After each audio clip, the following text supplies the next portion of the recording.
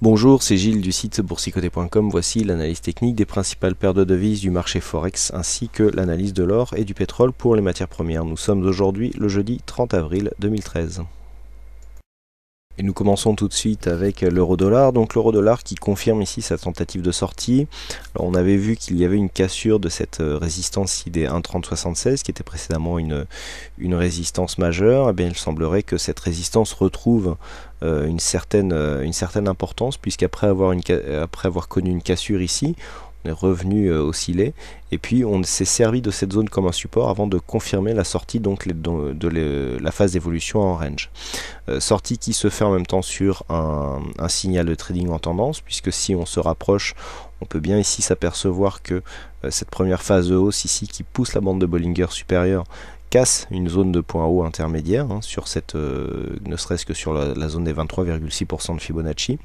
On revient ici sur la moyenne mobile, exponentielle. Vous voyez ici ce point de contact, encore une fois, qui est bien optimum. On a ici un très beau point de contact pour rentrer donc dans le sens de la tendance et bien confirmé ici par un second contact sur la bolle supérieure avec une phase d'exagération qui est en train d'être consolidée. Donc là pour l'instant on est vraiment dans une évolution, dans un départ de tendance assez propre, qui est départ de tendance donc qui a cassé le premier objectif. On avait un objectif ici à 1,3162, l'objectif suivant se situe à 1,32. donc là pour l'instant on est vraiment dans une continuité de mouvement avec ici cette zone de sortie de tendance baissière moyen terme qui est venue marquer une zone de point haut. On a consolidé, on a trouvé ce point de retournement entre le 50 et le 61,8 et puis on est en train de confirmer ici, on aura totalement confirmé l'intégralité de ce mouvement lorsque nous aurons une cassure effective des 1,3202, donc l'euro-dollar qui semble retrouver un biais haussier court terme. On continue avec le câble, donc la paire livre sterling contre dollar américain qui continue à évoluer en s'inscrivant donc dans cette zone de trend que l'on avait définie, que je vous avais fait remarquer hier. On quitte ici la forte dynamique haussière très court terme pour continuer ici à évoluer dans une phase légèrement moins dynamique mais toujours située dans le haut du range moyen terme. Donc pour l'instant il semblerait que cette zone de point haut ici soit confirmée, puisqu'on a eu ici une phase de retour. Vous voyez encore comment cette ancienne résistance à 1,5474 joue bien son rôle de support. On vient s'appuyer sur cette zone avant de confirmer donc la cassure de cette précédente résistance. Donc ici une continuité haussière qui est tout à fait en cours. Vous voyez comment ici cette phase de consolidation qui nous avait été signalée par le MACD. Je vous avais indiqué que lorsque nous avions comme ça une phase de consolidation qui ne se percevait pas sur les cours, on a ici des indicateurs qui sont surachetés, on a un retournement du MACD, les cours continuent à monter. Ça en général c'est révélateur d'une forte pression haussière. En général la dynamique continue après ce genre de configuration. Et bien c'est tout à fait ce qui s'est passé puisque nous avons connu ici une petite phase de consolidation légèrement horizontale, à la suite de laquelle donc nous avons connu une phase de confirmation qui est venue casser la précédente zone de point haut. Donc on s'inscrit toujours dans un mouvement baissier du point de vue du câble, donc mouvement baissier qui s'inscrit sur une sortie de tendance moyen long terme qui était orientée à la baisse. Sur le dollar yen, c'est donc bien un affaiblissement de cette paire, du mouvement haussier auquel nous assistons. Nous avions hier mis en évidence ce support qui avait connu une cassure et donc le fait de revenir ici et de baisser nous faisait marquer un signal de baisse. Donc là on a eu ce signal de baisse puisque si on se rapproche on peut voir que la première phase ici directe a donné lieu à une phase de consolidation. On n'est même pas venu chercher ici à moyenne mobile 20 exponentielle avant de confirmer ce mouvement. Donc là on est clairement dans une phase d'invalidation d'une possible continuité haussière qui aurait été confirmée sur une cassure des 100 yens pour $1. Là on s'inscrit dans un mouvement baissier. D'un point de vue de la tendance de fond, pour l'instant ça n'a pas trop de conséquences. C'est surtout sur une éventuelle cassure ici, dans un premier temps des 95,80 et dans un second temps ici des 95,47 que nous pourrions ici remettre en doute la poursuite de cette tendance haussière qui fait suite à une cassure de mouvement baissier. Donc nous sommes toujours dans une tendance de fond haussière d'un point de vue moyen long terme, mais nous avions ici une phase de consolidation qui avait été suivie ici d'une cassure très dynamique. On aurait pu penser que cette dynamique allait impulser un mouvement plus important, et là tel n'est pas le cas pour l'instant. Donc les points à surveiller, je le rappelle, ici 97,18, pardon, puisque c'est le retracement ici des 38,2%, même si cette zone a déjà été enfoncée, et puis surtout cette zone de point bas à 95,80 qui en cas de cassure marquerait une invalidation, alors à juste titre, à deux titres d'ailleurs.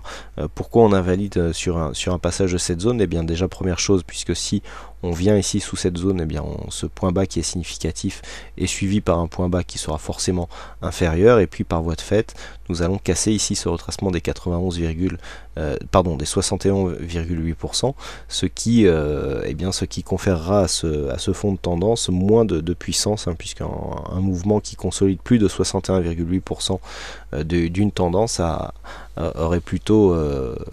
aurait tendance à invalider justement cette tendance en place. Ça fait beaucoup de tendances dans une seule phrase, mais bref, j'espère que vous arriverez à vous y retrouver dans tout ça. Donc point à surveiller ici, je le rappelle, ici zone de point bas, de retracement de 61,8% des Fibonacci. Sur l'or, nous avons toujours une stagnation, puisque nous avions ici donc cette forte phase de baisse, je le rappelle, en milieu de mois, à la suite duquel nous avons eu une phase de stabilisation ici sur le retracement des 61,8%. Donc là, rien de neuf. On est ici au-dessus de cette moyenne mobile 20 exponentielle qui fait toujours office de support. Donc le biais court terme est toujours orienté à la hausse. Mais par contre, on rentre ici dans une zone de squeeze avec ce fort resserrement ici des bandes de Bollinger. Donc attention à la sortie. On se stabilise ici sur le 61,8. C'est pas très bon signe normalement.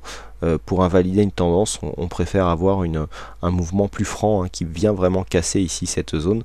Là, on se stabilise autour, donc ça ira plutôt dans le sens d'une continuité baissière sur un horizon de temps moyen-long terme. Donc attention ici, cette tendance baissière serait validée en cas de cassure des 1321,9 $ l'once. Donc pour l'instant, tant que l'on reste au-dessus de cette zone, c'est plutôt baissier. Pour invalider ici ce début de mouvement baissier, il faudrait vraiment retrouver de la dynamique, casser ici les 1500 et puis revenir ici sur cette ancienne zone d'évolution. Ça serait un moindre mal, mais là, tant qu'on reste sur les 61,8%, on est toujours sous l'influence de ce fort mouvement baissier qui avait eu lieu au début du mois. Et enfin, on termine avec le WTI, donc le WTI avec lequel nous avons une confirmation du mouvement que je vous indiquais hier, à savoir ici une phase d'évolution haussière avec une cassure de la dynamique, donc cassure du support. On revient sous la dynamique pour la retrouver comme une résistance et on commence à s'écarter. Donc là, pour l'instant, on n'est qu'à un prémisse, on est revenu ici sur la moyenne mobile 20 exponentielle, donc on peut y avoir ici une réactivation de la dynamique en direction de la zone des 95 $ le baril.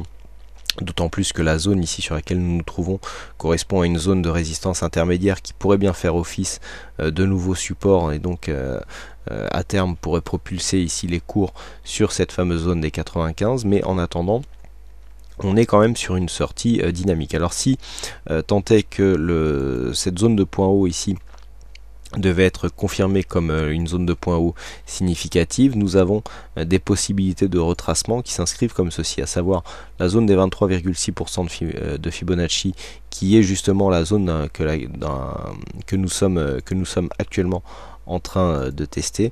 Voilà, je voudrais effacer ces retracements pour que le graphe soit plus lisible. Mais par contre, une cassure de cette zone nous donnerait comme objectif 92,06, qui est le retracement des 38,2% de Fibonacci. À noter, encore une fois, le 38,2% qui se trouve très proche de cette zone de support ici, qui est significative puisque nous avions ici une résistance sur une remontée, donc sur le rebond technique, et bien les cours qui étaient venus s'infléchir dans un mouvement court terme sous cette zone avant une cassure et une reprise de la dynamique.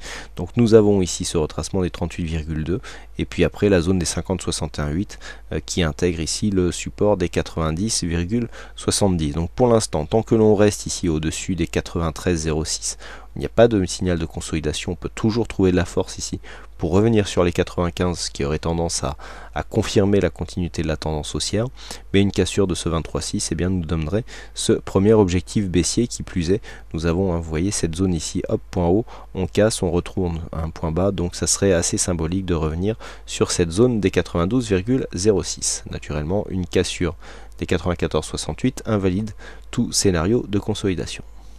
Voilà ce que l'on peut dire sur cette analyse technique Forex et matières premières. Il ne me reste plus qu'à vous souhaiter à toutes et à tous une bonne soirée, bonne chance dans tout votre aide et je vous donne rendez-vous dès jeudi pour d'autres analyses techniques en vidéo. Bonsoir à tous et bonne séance.